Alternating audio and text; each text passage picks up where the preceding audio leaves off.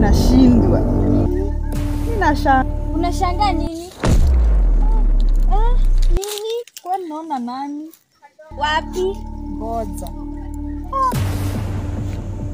Shalini hebu kuja uone.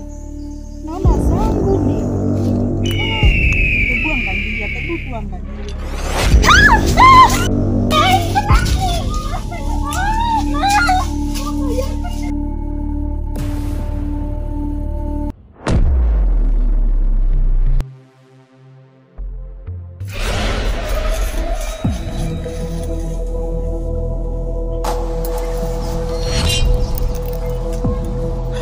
Usiniue. Leo lazima nikuue.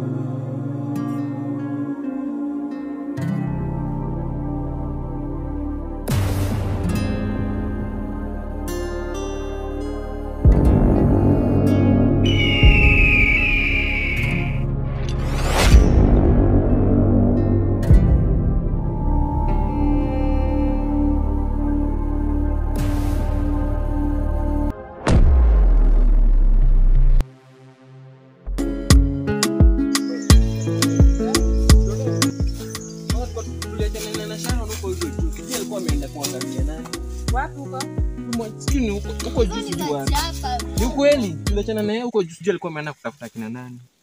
Mkaona nini? Aliona. Aliniambia aliona nini? Hakuniambia aliona nini, lakini alikuwa anasema mzimu. Yaani uongo, mzimu natoka wapi huko kwa hiyo? Alisema mzimu. Haya ni uongo, Sharon mimi simwamini. Mnazo mambo zenu. Sasa mnafaa mfikirie mkituambia mzimu. Haya. Mko mmezieka huku? Haya, yeye muamini. Muamini. Wewe. Ni mtu mwenye watu wanaishi huko ndani naye anatakuwa ati mzimu. Ndio yeye muamini. Jumu angalie muamini kwanza na Ngoja. Unaona wale pale ama mimi naona zangu? Kama hao ndio mzimu. Ama nimeingiwa na mizimu. Haya, hebu zisukue hiyo macho vizuri nani. nyinyi Naona watu mambo zenyu. Nyinyi mnaona vibaya. Hizo si mzimu. Ati mzimu. Angalia pale. So mmesema muoni watu? Mimi naona kuna kijana mkubwa lakini ndivyo anakaa. Ama nyinyi naona Kuna watu watatu pale. Ai, nyinyi mabinti uongo. wawili na kaka mmoja mwani. Hebu acha kwanza nikodee macho. Sioni mtu yoyote pale. Kuna watu pale. anatuchekea. Wanatuchekea.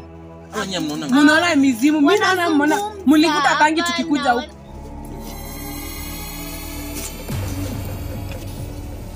Wewe. Naruna cheka maajabu. Kaya nani? Kaya nani?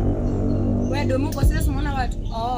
Sasa hivi na mtu atuongelesha na ni kwani mmekuja kwa msitu kufurafura huku? Mizimu watoto hawa, mizimu watoto. Na ni ukweli ni mizimu hii. Ni mizimu tunaongelesha. Na zote za kwa tunasema tunaongelesha watu huku kumbe ni mapepo. Bana kuweni serious. Jini. Mbona mimi naona kama huku kunaongea?